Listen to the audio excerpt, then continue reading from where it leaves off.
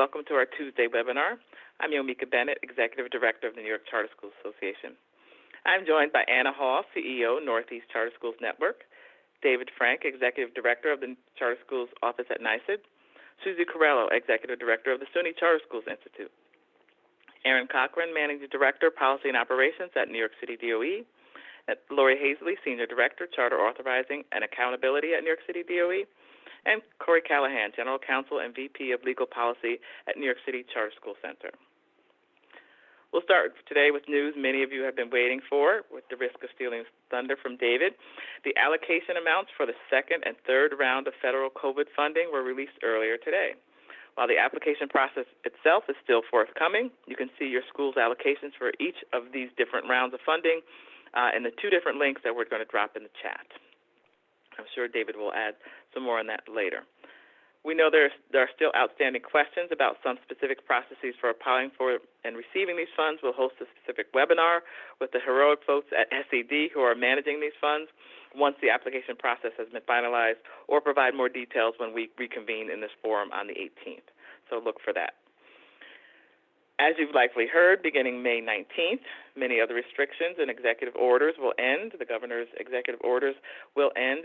One important order that's still out there is the open meetings law authorization for remote meetings is currently extended through May 27th. Be advised, right, that this is it's not clear whether or not there will be any further extensions of the open meetings law after May 27th. We will do our best to keep you posted on any updates. But know for now that through May 27th, remote meetings are allowed. With the relaxation of restrictions and the recent update to guidance on graduations and other end-of-year celebrations, many schools are planning events. In case you haven't seen the updated guidance, we are dropping the link to that guidance in the chat. If you are planning end-of-year celebrations and would like to invite elected officials and want some assistance extending the invitations, or you want some help reaching the media for these events, please feel free to contact us here at the association. We will be delighted to help you. We're hosting a webinar on May 19th specifically for boards to discuss what they should know about federal COVID recovery funds. Please share the link that we're dropping in the chat with folks from your board and let us know if there are any questions you have been fielding from them that we can be sure to speak to. Speaking of planning, the association is planning a statewide bus tour titled the Freedom Coalition for Education Equity and Civil Rights to raise public awareness about inequity in education, the devastating outcomes of single-digit proficiency rates in math and reading, and a call for action to help make sure there's accountability for the record levels of funding that are coming in for schools in New York State and school districts in New York State, and call for action to work together to reform the education system so it serves all students well, including expanding access to charter schools. The tour will be a series of public outdoor events, which will kick off Saturday, May 15th in Buffalo. The tour will hold events in Buffalo, Rochester, Brooklyn, Bronx, Albany in May, and planning events in Queens, Harlem, and Syracuse in June. If you or anyone in your school family would like to participate in a speaking or supportive role in the bus tour and would like more information, please call me or email me. More details, we'll look out for more details to come in email and social media. That's it for the association updates. Susie, David, Laurie, do you have any updates you want to share?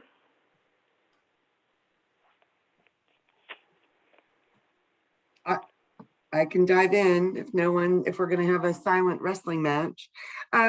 Just a reminder to everyone that Credo is conducting the follow-up survey of school leaders to learn more about how the sector has responded from COVID-19 across the time span. SUNY still has a number of schools who haven't responded. I know you're busy. I really do know you're busy, but this is a moment in time where we can capture a lot of critical data to show, again, not only the great work you did at the pivot, as I like to call it, but throughout the year and what you're doing now. So super important. If you haven't been able to do it or you've not received the email for some reason, can you reach out to Marianne Lombardo at Stanford? I put her email in the chat, or you can just email me or Mike Lisinski at the Institute. We'll make sure to get you linked up. Speaking of webinars, please join us if you're a SUNY authorized charter school this Thursday, May 6th at 10 a.m. For the webinar that's going to have the Mighty Mighty Institute team discuss their current thinking about accountability reporting, data collection, and analysis for 2021. We're going to detail the timeline and expectations around using the accountability progress plan report so you can provide the data and information about progress towards meeting goals for this year. We want to kind of solve these things together, get your best thinking. We're also going to begin to roll out the framework for analysis that we think will provide a common lens for you all to, again, show your school performance now during this pandemic, but also in the future, and briefly discuss kind of longer term questions about learning gaps, what you're doing to address those, what your plans are now, what student support you're putting in place, how we can best capture that and tell that story. So there is a link that I am also going to put in the chat that is the link to register for that particular Zoom, and we look forward to seeing you there. The team's asked me to make sure if you've had staffing changes and you have some staff that should be reporting to SUNY through Epicenter, you should reach out to us and let us know those new staff members. If you've had staff transition, would love to have that information as well. It helps us keep our data clean. So thank you for that. And shoot, I know there's one more thing. Oh, yes, the finance team. Yesterday, your application and admission summaries were due for the 68 charters. So please submit that. Sorry, from your applications and admission summaries were due, and we're missing 68 of yours. So can you send them in? Submit them through Epicenter, please.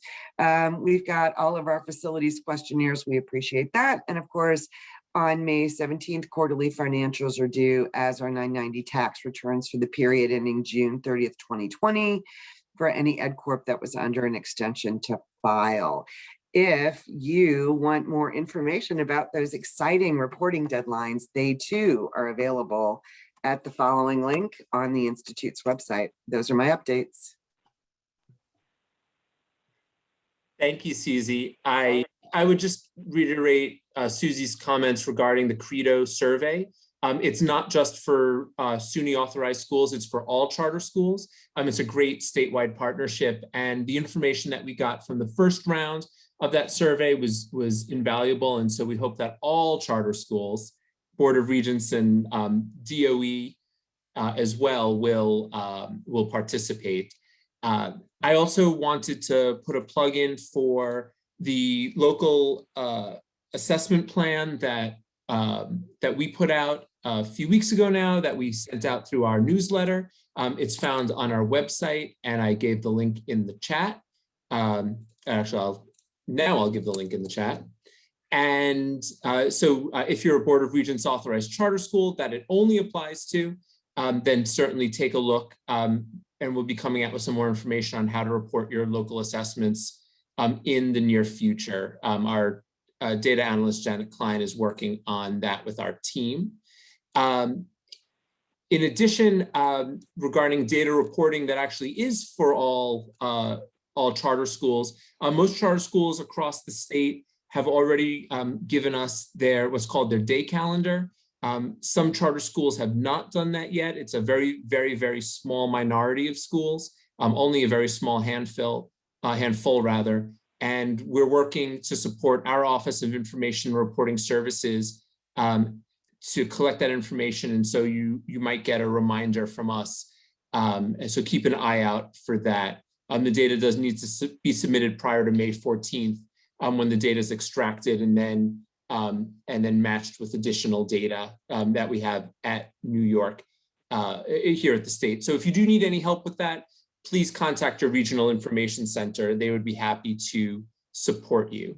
Otherwise, lastly, we're just so excited that we were able to post the allocations for CARES 2 and American Rescue Plan funds for charter schools.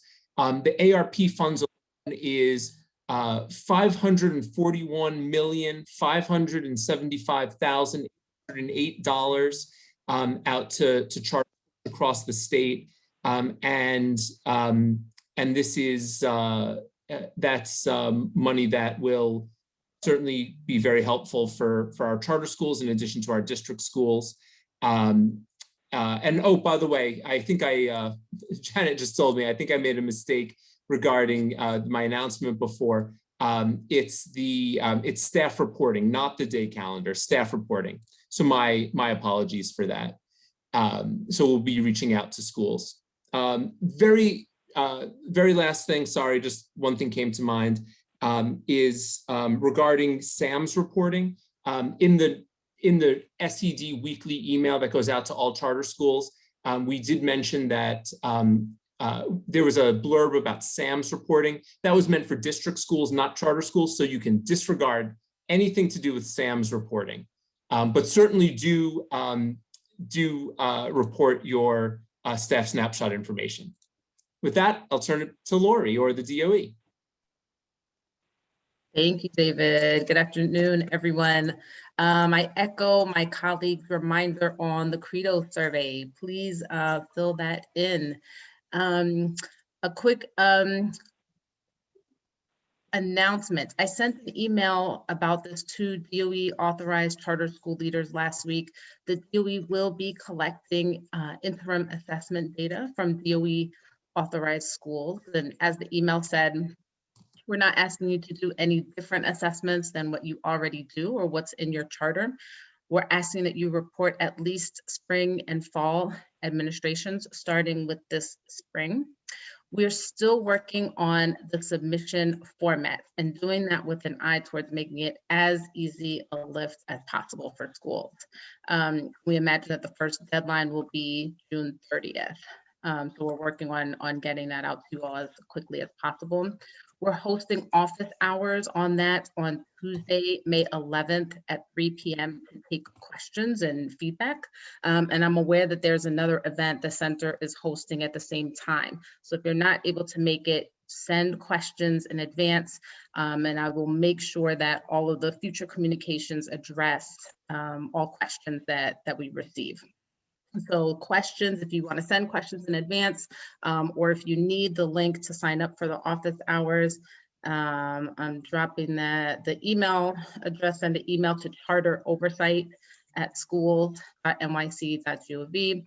And just quick shout out to the good folks at Farrell's Academy, formerly Bronx Lighthouse, and Brooklyn Charter School for walking me through their use and systems around NWEA data and iReady data as we work on creating those submission guidelines. And then a last reminder that ACR, the ACR data sheet was due on April 30th. So thank you to all of those who submitted. And if you haven't already, please go ahead and submit that through CHIP, the Charter Information Portal, and reach out to me if any questions at all. And that's it. Thank you. All right, great. Thank you all. We do have a couple questions that we received in advance. I'll ask those now. The first question we received is regarding an update on the family EBT benefits, asking when they will start to be distributed. OT does have on their website advice and information about PBT cards that they will be distributed in the last several months. We're going to drop the link to the website in their chat. We do have a phone number for status and other questions for families. That's 1-833-452-0096. But I hear that we have someone on our who can answer that further. Erin, can you want to update and add some information to that? Sure. Good afternoon, everyone. So my understanding from conversations with the folks that are responsible for passing the data on to inform who gets what card and for what amount, none of the data has been passed. So we don't expect the cards to be coming in the next couple weeks because that information is still being sent out. Great, thank you. Another question we received asked whether there's any information on whether schools will be allowed or expected to offer remote instruction in the fall. Does anybody want to take that? And if not, I'll start with just commenting that I know that there are some provisions that people are talking about that now, at least at DOH and in the governor's office. I don't have any more information beyond that, but maybe someone on our panel. David, I saw that you were getting ready to update us, so I'm going to turn it over to you. I was going to say something very similar to what you said, Yumika, where SED is collaborating closely with the governor's office and the Department of Health, but there's no further information regarding that at the present time. Thank you. Laurie, Erin, Susie, anything to add to that? Okay, very good. So we'll all stay tuned and we'll update. Anna, hi. Well, I would just, and maybe Susie, this is what you were going to say, like maybe great minds thinking alike. Do you want to, after you, greater mind? Well, I think every one of you that I've talked to for a year and a half about this have said we want our kiddos back and we want our kiddos in school. And so I think everyone is hearing that. Both us, we are certainly sharing it out from the Institute. I know David is as well. Everybody wants their kiddos back. We think that is the best way to school for a vast majority of our children. That said, and I saw Stacy asked a question in the chat about flexibilities, and I think, there is some thinking about where flexibilities in a post-COVID world might apply. So I've heard from some school leaders about older kids and potential opportunities to do some unique remote work with them. So we're all focused on the opportunity of getting as many kids back in school as possible, equally focused on not squelching any opportunities for innovation. So I would say, and maybe this is where Anna and I are having a mind meld, you have to plan on having as many kiddos back as possible. But for now, it might be wise to think about, for the small percentage probably of the population of parents that still might seek a remote option, to at least be thinking about that. And then, we're as hopeful as you are that folks across the state that make such decisions will put out some guidance sooner rather than later. I think we were totally having a mind meld, because I think that unlike last year, where we were all waiting with bated breath for the guidance, I think that there is enough out there right now to have a baseline. And David, Susie, Laurie, Erin, you should all just feel free to disagree. But that my recommendation would be, as exactly as Susie said, plan to have as many kids back as you possibly can.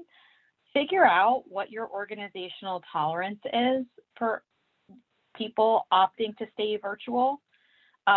If that is allowed, but not mandated, like allowed to be an option, but it is not required that you offer that option. If you're a school of 350 kids and you have 2, and it costs you, and it takes 4 staff members to run that in an effective, equitable, high rigor environment, that's maybe different than if it's a whole cohort, right? Or a significant number of students that you can really give a high quality, rigorous, remote option to, if that option continues to exist.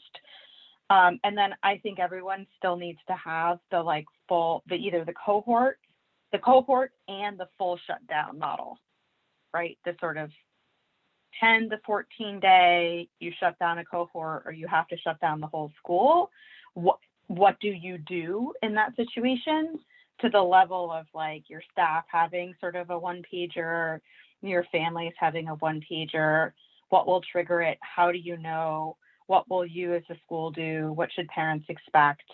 But I think that should be treated much more like Hurricane Sandy, if you will, than a order of business. Laurie, Erin, Susie, David, thoughts, reactions? Mind melds?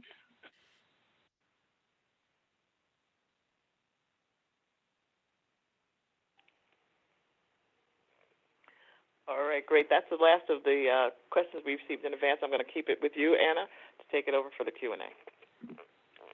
All right, awesome. So I'm just going to tick through the list starting at the top. And I will note for folks who are following along with the Q&A, there are some that have been typed in and already answered. So don't want you to miss out on the opportunity of getting that information. So if I would encourage you to take a look at that, and if you're still have a question that's not answered, feel free to throw it in the Q&A. So Stacy, thanks for the shout out. We had a great Critical Friends group earlier today. We actually had some folks from Columbia University, which was so exciting and fascinating. And the challenge from Columbia was to reimagine education and reimagine school post-COVID. And so there was a lot of really interesting and exciting ideas that schools were sharing of things that they had started during COVID, had momentum around and wanted to build upon, that raised a lot of questions about flexibilities. And so, curious, David, Susie, Erin, Laurie, and I think this is sort of similar to the last question, like, especially for schools that have had a lot of success with some virtual formats or changes to schedules, things like that. How would you all want schools to be thinking about that, and what conversations did you want schools to be having with you as they're thinking about that? So I want to understand all of the great innovative ideas that you guys have. I mean, at this point, there are not a lot of gates around the possibilities. I think SUNY generally has been an authorizer that tries to not put up gates for you. And we frequently rely upon you, kind of for the ideas of where you might want to stretch the innovation. And so I for SUNY authorized charters, I would say, give us a shout, reach out to me. I'm happy to host a Zoom with folks that are thinking and have a sense of possibility. I feel like you guys all talk to each other about this when we're not invited into the room anyway, but happy to have conversations with you and learn what innovative ideas you have. And then we can run them by the lawyers and understand what the opportunities are within the context of the Charter Schools Act. And listen, I think you guys are the best innovators there are going. So bring them on. Yeah, I mean, this is a great opportunity for you to reimagine supports for the most vulnerable students in our state, and students that by and large New York State charter schools are already serving, not only students with disabilities, ELs, and economically disadvantaged students, but how do you serve more migrant students? How do you serve students who maybe didn't show up for remote instruction this past year or the year before?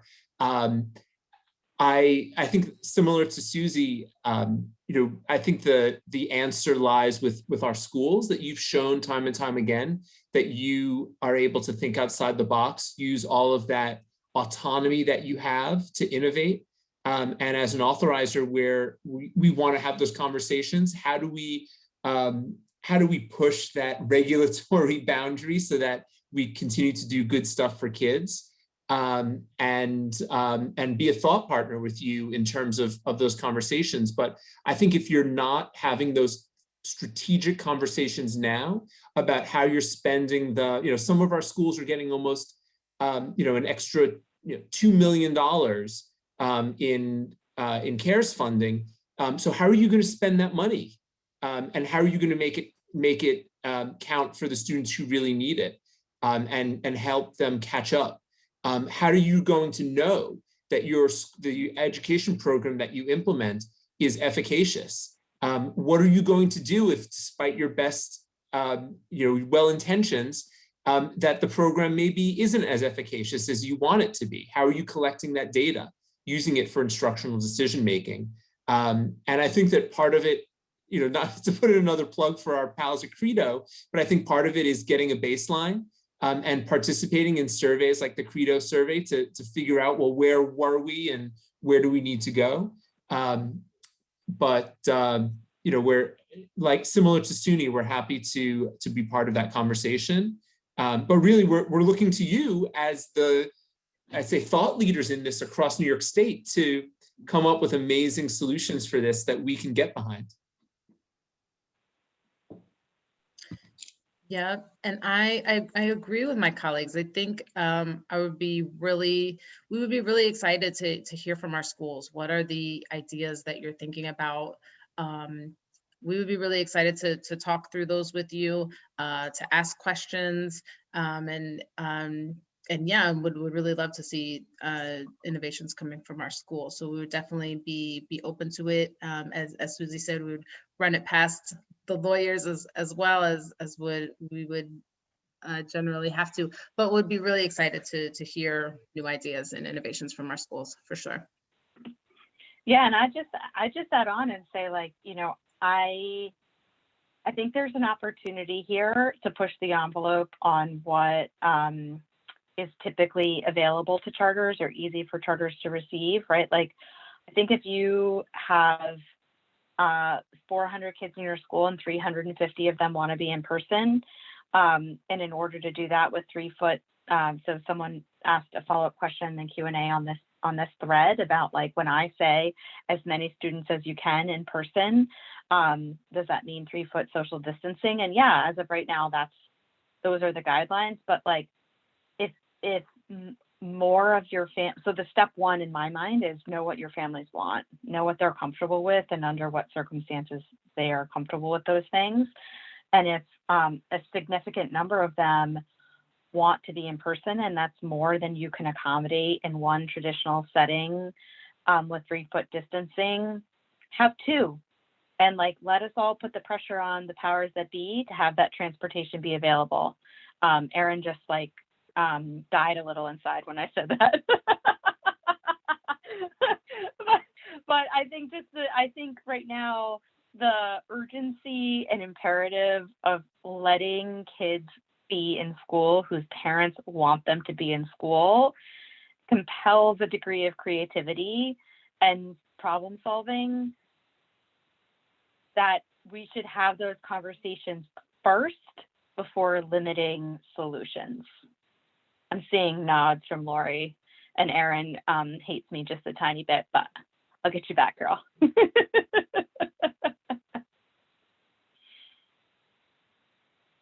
All right, moving on in the Q&A. So David, this is a follow-up on on the topic of the federal funding. Do you have any more information about the timing for applications and disbursements? And the additional part of the question is how complex the application process will be. My understanding is that it's all of the telegraphing has been that it's going to be as similar as possible and as easy as possible to the first round of funding. Does that align with your understanding? Well, I know that SED is in the process of developing those applications for the CARES 2 and ARP funds. My understanding is there will be separate applications, but we will try to consolidate what we can. That budgets and work plans will be required. But other than that, I know that the applications are in development, and they hopefully will be released shortly. Awesome, thanks so much. And I would just, sorry, I would also add, you know, the money is just, it's not a blank check. There are very specific categories that schools need to spend the money on. So, for example, there are after-school requirements. There are addressing interruptions in learning time requirements. There are, requirements to ensure that the programs you're implementing are evidence-based. And so there will be some of those requirements, and all of that it's set forth in federal law. So those are the questions that you'll need to start thinking about. Yeah, that's great, and we'll be happy to serve as a resource for folks once all of that is out. Although, David, I will say I saw an SED from Betty Rosa that said that you would be showing up with a big check at every a novelty check. Not true. Not true. That's always been my dream. Maybe not this time around. Maybe next time. Excellent. Something to look forward to. So a last statewide question, although Erin, I think this isn't, Erin, in the Q&A, it looks like you want to answer this, but I think this might be a Erin and David tag team. So is there a specific process for schools that have scholars who opt out of the state exams? You go ahead, Erin. Yes, so on the, there should be a refusal, a way to indicate refusal. Candace, I know you're a city school, so on your scanning sheet, there is a refusal button. If instead of opt out, you mean they are exempt because they are remote, there is a receiving entirely remote instruction bubble. There are all kinds of bubbles to reflect all kinds of situations. And that is in the testing guide for New York City schools. Yeah, and similar for statewide, it's actually a state requirement that there's a piece of paper for every single student enrolled in your school. Even if a student is fully remote, even if they're in person and they're not taking the exam, there will be a place on that answer sheet to indicate that they are either remote or haven't taken the exam. So make sure that you have a piece of paper for every student. And as Erin mentioned, it's just as simple as bubbling in one little bubble. So it shouldn't be too much of an issue. But David, just to clarify, when you say a piece of paper, you're talking about a scan sheet, A right? scan sheet, yep. You're submitting a scan sheet for every kid for whom you got a scan sheet, either because they actually answered the questions or because you as an administrator bubbled why they didn't answer the questions. And that's different than a parent. And this is my understanding as a minimum best practice, if not a requirement, that if a student has been in person and they are opting out of the test, that as a best practice, you as a school should collect a written piece of communication from the parent expressing that intent on their behalf. I don't think that there's any requirement to collect a piece of paper expressing a parent's intent to opt their student out. Certainly, Best practice. I wouldn't want to put any burden on students or parents to not take the assessment. But the school certainly, I would say, should keep a record on that. That would be a best practice, would be for the school to keep some record. Although, although in New York City, yeah, I might be making huge complexity here because I would say in the past, I would have said that was best practice without thinking twice, but in an opt-in as opposed to opt-out world. Well, I would say there is no such thing as the requirement to opt in. New York State is very clear, and the federal government is very clear that that there should be no burden on parents and students to take an assessment. But I would be able to say that if a student chooses not to take the assessment for whatever reason, if I were a school leader, I would make sure that I'm documenting that in some way. All right, and it looks like with that, we just bubbled up, haha, a whole set of New York City specific questions that I will gladly hand it over to Corey and to Erin to field. With my apologies, ladies, for making anything that was clear murky, although my perspective is that it was maybe murky to begin with. That's my excuse. Yeah, no, and I'll just jump in since these are related to the scanning. So everyone is correct. If you took the remote only survey in New York City, you do not need to scan the papers. This is to help those schools that have entire buildings that are remote. So in New York City, if you have an entire building that is remote, either because it's your instructional model or because it is quarantine, take the survey, we will bubble in it for you. And I would just add, I don't think schools in New York City realize how much Erin and her team and New York City in general does charter schools in New York City, because it is a tremendous amount that that is not extended to schools outside of New York City. So I'm always grateful for the DOE, and I think that the services they provide are wonderful. Yeah, I just heard we'll bubble it in for you, and I thought, yeah. I really hope that not that this is in any way required, that you all are getting some like flowers or Starbucks gifts. Don't watch out for those ethics rules. Yes, Yeah. Bubble it in the right way.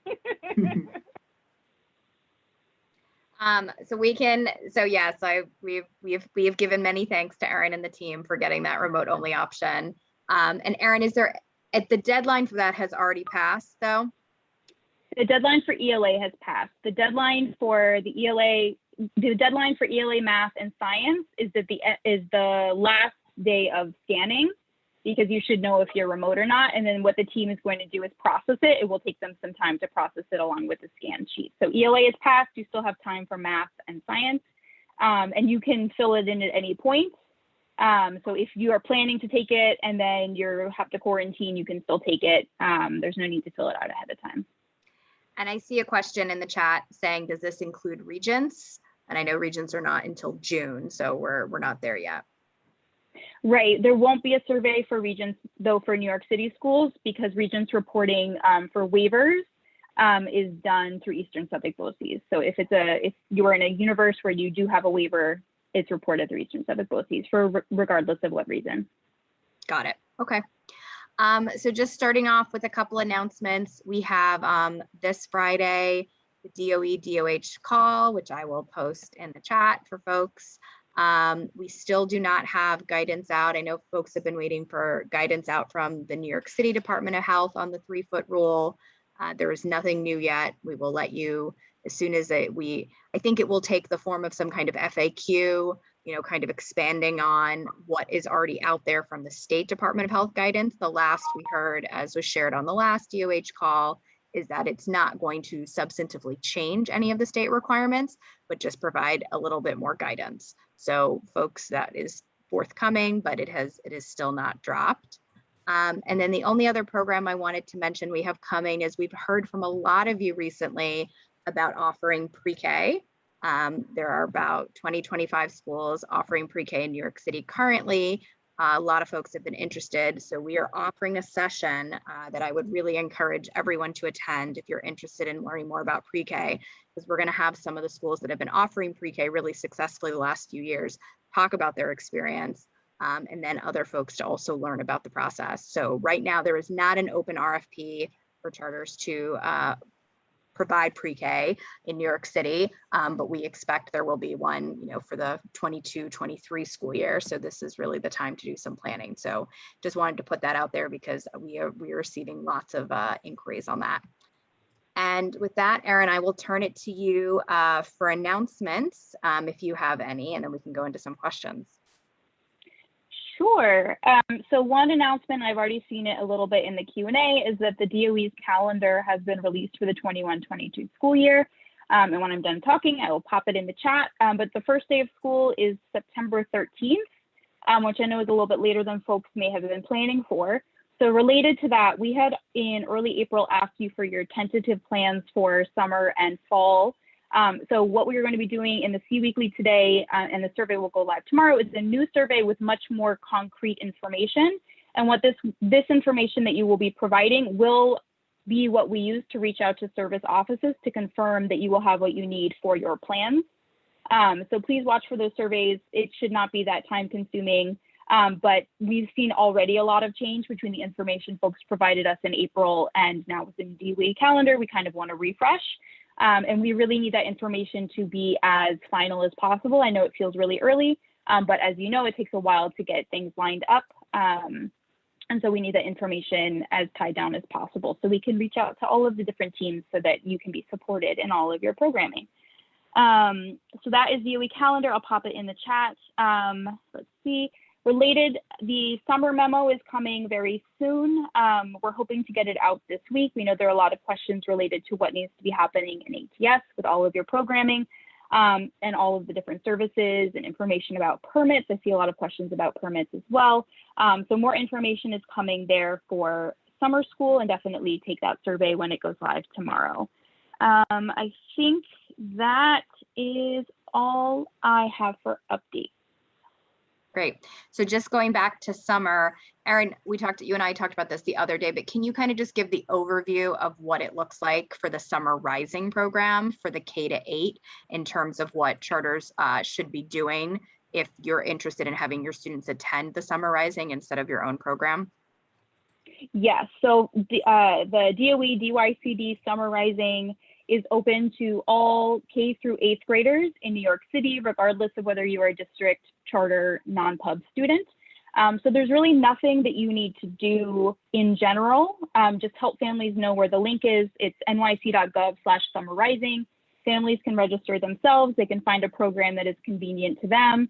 And then they just fill out the form, apply, a seat is confirmed for them, and then they are registered at that site. So there's really nothing that you need to do unless you have particular students that you really believe need to take advantage of this program, perhaps for promotional purposes.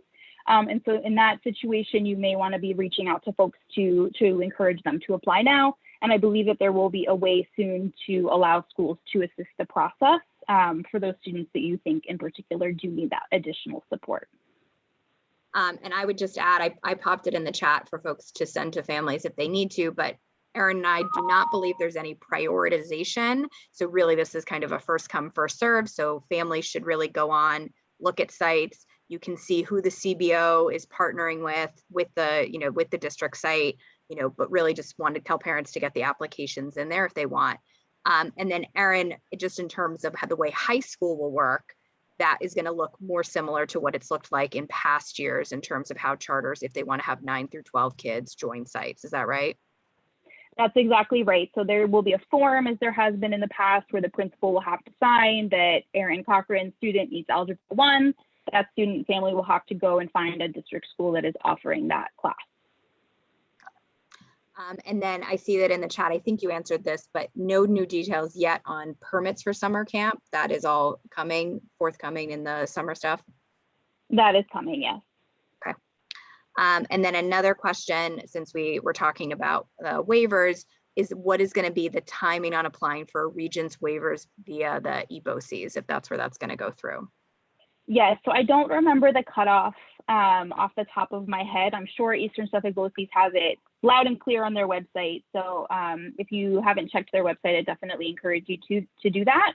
I believe typically it is in early August before the close of the state warehouse.